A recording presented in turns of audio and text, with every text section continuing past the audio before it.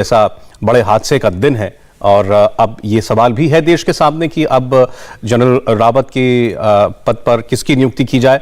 तो हो सकता है उसको लेकर के भी कोई फैसला यहाँ पर हो या उसके बारे में आगे कोई बात की जाए। तो कैबिनेट कमेटी ऑन सिक्योरिटी की मीटिंग इस वक्त चल रही है। प्रधानमंत्री आवास पर यह बैठक जारी है। वहां की तस्वीरें आपके सामने। और देवेंद्र हमको बता रहे थे कि सुबह भी कैबिनेट की मीटिंग होने वाली थी तब जब यह हादसा हुआ और इसकी जानकारी प्रधानमंत्री को दी गई थी। और उसके बाद कैबिनेट में फिर रक्षा मंत्री ने इसके बारे में विस्तार से बताया था। और उसके बाद फिर मीटिंग से जल्दी रक्षा मंत्री बाहर चले गए और अपने अधिकारियों के साथ अपने दफ्तर में उन्होंने हालात पर समीक्षा की। और उसके बाद जब सारी बातें स्पष्ट हो गई, उन्हें यह जानकारी दे दी गई कि जनरल रावत नहीं रहे हैं, तो उसके बाद फिर वो जनरल रावत के घर जाकर उनके परिजनों से मिले और उसके बाद आर्मी चीफ भी वहां पर पहुंचे। तो यकीनन आज एक बहुत ही बड़ी क्षति का दिन हम सब के लिए रहा है। और विंग कमांडर सहाय साहब जो हैं हमें बता रहे थे अभी कि जनरल रावत के सबसे बड़े योगदान को किस रूप में हमें याद रखना चाहिए। जी सहाय साहब। हाँ, जनरल रावत की उनका सबसे बड़ा योगदान ये था कि सेनाध्यक्ष बनने के बाद जब वो सीडीएस भी बने तो उस पद पर एक ऐसी परिस्थितियां आती हैं जब आपको देशहित वर्सेस सैन्य अधिकारी या सेना के जो जवान हैं उनके हित में अगर टकराव है तो आप किसका साथ देंगे। तो ऐसी परिस्थिति को जनरल रावत ने बहुत ही बखूबी से उसमें एक सामंजस्य स्थापित किया और वो राजनीतिक नेतृत्व जो है देश का उसके साथ उनके इतना अच्छा तालमेल था कि मैं समझता हूं कि भारतीय नेतृत्व को ये बहुत बड़ा एक धक्का लगेगा जनरल रावत के जाने से। और जनरल रावत अपने ऑफिसर्स को, जवानों को, तीनों सेनाओं को और राजनीतिक नेतृत्व को इसके बीच की एक कड़ी थे और इस कड़ी का रूप उन्होंने एक वेल ऑयल्ड कॉक व्हील की तरह बहुत ही अच्छी तरह निभाया था इतने ही कम समय में। और ये बहुत बड़ी क्षति होगी भारतीय नेतृत्व के लिए, मैं ये समझता हूं। यकीनन। और ये तस्वीरें हम आपको फिर बता दें प्रधानमंत्री आवास की हैं जहां पर कैबिनेट की मीटिंग चल रही है। सुरक्षा मामलों से जुड़ी कैबिनेट समिति की बैठक इस वक्त जारी है। देवेंद्र इसके बारे में आपको और बताएंगे। और देवेंद्र, क्या उम्मीद ये कर सकते हैं कि यहां हुई बातचीत का ब्यौरा भी शायद हमें मिले, जो आप बता रहे थे कि आमतौर पर कभी शेयर किया नहीं जाता? बिल्कुल नहीं सौरभ, आमतौर पर सीसीएस की बैठक में जो कुछ भी होता है उसे शेयर नहीं किया जाता, लेकिन एक दो मौके ऐसे आए हैं जब सीसीएस की बैठक में जो कुछ हुआ उसके बारे में हमें बताया भी गया था।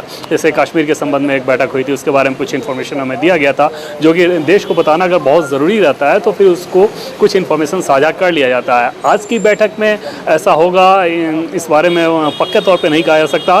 संभावना बहुत कम है क्योंकि बहुत कुछ बताने लायक है नहीं। जैसे वो हादसा कैसे हुआ इसके बारे में इन्वेस्टिगेशन अभी होगा, आगे किसको बनाया जाना है ये इन्फॉर्मेशन तो बिल्कुल भी शेयर नहीं किया जा सकता।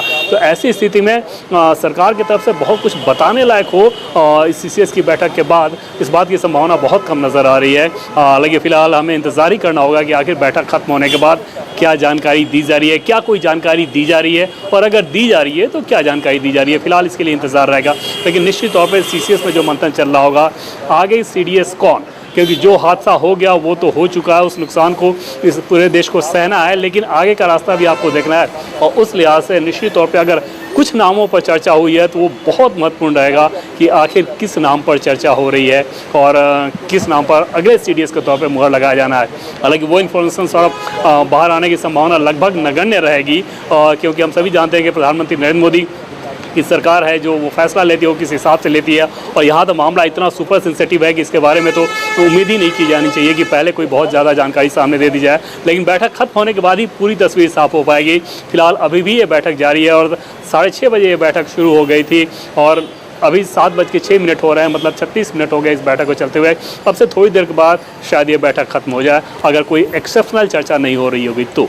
जी पांडे साहब, चूंकि हम लोग बात बार बार कर रहे हैं इस बारे में कि अगला सीडीएस देश का कौन हो सकता है, तो जब ये पद बनाया गया क्या उस वक्त ये संभावनाएं भी सोची जाती हैं और उसका निदान हो ये पहले तय ये सोच के रखा जाता है कि फर्ज करें ऐसी कोई आकस्मिक घटना हो जाए तो?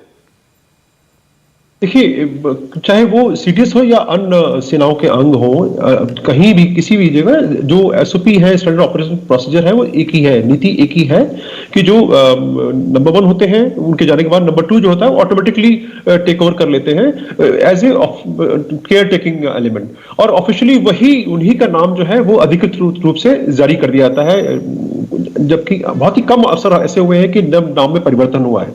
अन्यथा 99%, 99.9% जो है जो 2IC होते हैं वही टेक ओवर करते हैं। लेकिन यहाँ पर जो है मुद्दा दूसरा है, सीसीएस की मीटिंग हो रही है और पूरा देश इस मीटिंग की तरफ ध्यान लगाए हुए है, और ये जो घटना हुई है वो भी इससे निश्चित रूप से ये संबंधित मीटिंग हो रही है, तभी आप इसको दिखा भी रहे हैं। तो इस मीटिंग के बाद क्या निर्णय लिया गया, क्या चर्चा हुई, शायद हमारे लिए इतना महत्वपूर्ण नहीं होगा, हम आम आदमी के लिए, लेकिन सामरिक तौर पर निश्चित रूप से सारी एलिमेंट को जो है वहां पर देखा गया होगा, परखा गया होगा, उसके बाद निर्णय लिए गए होंगे। लेकिन क्या निर्णय होगा वो निश्चित रूप से पूरे भारतवर्ष को बताया जाएगा, क्योंकि हमारी सबकी निगाहें उस तरफ, इस निर्णय की तरफ है। तो जहां तक सीडीएस के चेयर की बात है वो निश्चित रूप से डिमांडिंग हो गया है, और जैसा कि आप लोगों ने जिक्र भी किया था कि एनएसए डोभाल साहब का बहुत बड़ा इसमें योगदान रहा है, इसके एकीकरण के, जो सेनाओं के बीच में सामंजस्य बिठाने की जो भावना थी, इसको एकीकरण के लिए, और इसीलिए निश्चित रूप से मुझे लगता है कि जो एनएसए है वो भी बहुत इंपॉर्टेंट रोल प्ले दोबारा फिर करेंगे, क्योंकि बहुत ही जितने भी हमारे मिशन हुए हैं, स्ट्राइक जो भी है, सर्जिकल स्ट्राइक हुई वाला, तो उसमें एनएसए का रोल बहुत ही महत्वपूर्ण रहा। रक्षा मंत्री, प्रधानमंत्री और एनएसए तीनों ने मिलकर जिस प्रकार से इन सब के बारे में निर्णय लिया वो काबिल तारीफ रहा है, हम सभी जानते हैं। तो आगे इस परंपरा का परिचालन हो सके, इसके मद्देनजर निश्चित रूप से इस पर निर्णय लिया जाएगा कि एक सक्षम योग्य व्यक्ति ही बैठे, और निश्चित रूप से जो बाकी जो उनके लोग होंगे, उनके अंडर सबऑर्डिनेट्स होते हैं, वो उनका सपोर्ट करते हैं, क्योंकि जैसा कि सेना में ये नियम है कि जो यूनिट होती है परिवार होता है,